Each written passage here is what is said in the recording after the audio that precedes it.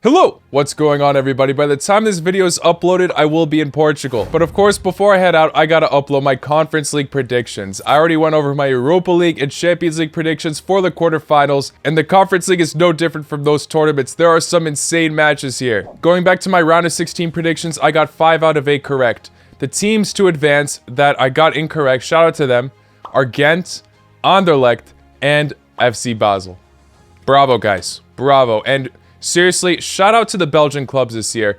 I wanted to talk about this earlier and I just forgot to. Myself and many other people have doubted these clubs' progression in European competitions. We saw Club Brugge at the beginning of the season nearly top their Champions League group. They finished with second, but still topping the likes of Bayer Leverkusen and Atletico is not easy. They got demolished by Benfica in the round of 16 short, but Benfica has been in some phenomenal form this year, and they did get a new manager, Scott Parker, which I knew was a bad idea in terms of their Champions League success. It wasn't going to age well. But still, 3 of these other teams that made it to the quarterfinals, Union Saint-Gilloise in the Europa League, after only getting promoted to the first division in Belgian football 2 years ago, and now they're absolutely crushing it. Anderlecht knocked out a semi-finalist in the Champions League last season, Villarreal, which was a pretty big upset for this competition as they were listed as one of the favorites to win it. And Ghent demolished Istanbul Başakşehir 4-1 in the second leg after Orban scored a hat-trick in just 3 minutes. Incredible stuff from the Belgian clubs. These fixtures are going to be tough for them though, I'm not going to lie. But they have all the belief at this point. They really killed it in the round of 16. Let me know your thoughts as always in the comments below. Hit that like button if you haven't already, please. Conference League doesn't get enough love on this channel. Let's try to hit 1,000 likes for the Conference League. But yeah, let's get into it. Starting off with the club we just talked about. Ghent versus West Ham. After just praising Orban, we gotta praise another striker on this side, Kuipers. He has gotten 18 goals this season domestically for his club. Their top goal scorer by a long shot. Other underrated players like Hyun Soik Hung in the midfield has been providing loads of assists. And the veteran Sven Kumbs. Will he be able to handle a Premier League side? West Ham's season has not been going to plan. In the Premier League at least. They're at 14th place at the time of this recording, but they are still very close to that relegation zone in terms of their point difference. That's not letting them get phased out of this Conference League campaign though. They just beat Narlaka massively 4-0 in the second leg, in total 6-0 on aggregate. And they didn't even have to play in the playoff round because they topped their group with 6 for 6 wins. Captain Declan Rice will surely be trying to lead this team to glory. Even if the likes of Bowen haven't necessarily been as electric as last year, he still has 4 goals in this competition. Along with a lot of well-known midfielders that have had great seasons in the past, they're still killing it in this competition. I'm sorry, Ghent. Prove me wrong, please. But I cannot see West Ham bottling this. I do think they'll at least make it to the Conference League semi-finals. They were halted short in the Europa League. They were absolutely frustrated when they got knocked out. And I really think they're going to do all they can to at least win a trophy this year. The Conference League is very much still in their hands. Of course, Ghent have every reason to stay confident, but I am saying West Ham pull through. It's not going to be as comfortable though as it was against Larnaca in the round of 16. I'll say in the first leg actually it's a 2-2 draw when Ghent are the home side, but then when West Ham play in the UK, they're going to grab a 2-0 win. So aggregate 4-2, West Ham advance to the semi-finals. Let's move on to Basel versus Nice. Basel, a side that I keep writing off as they have really not been having a fantastic season for their domestic standards as well. They have been bouncing up the table recently, but it's still been a rocky road. They currently sit at 5th place at the time of this recording. Their last opponent in the Conference League was Slovan Bratislava in the round of 16s, and it was a very familiar opponent, as now these sides have faced each other a total of 4 times in the competition,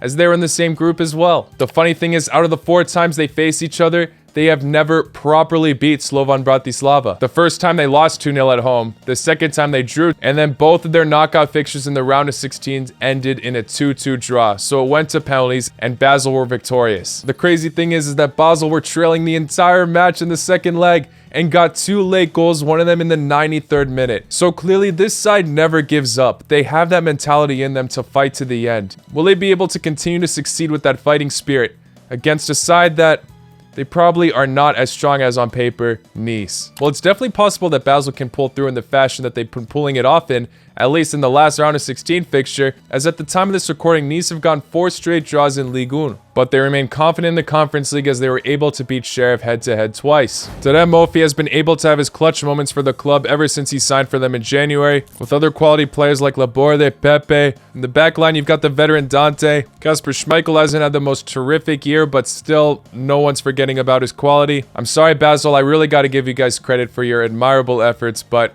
I think Nice will be the ones to advance to the semi-finals. I won't be surprised if I'm proven wrong at this point because it's already happened twice now. Basel continuing to shine no matter what the circumstances are.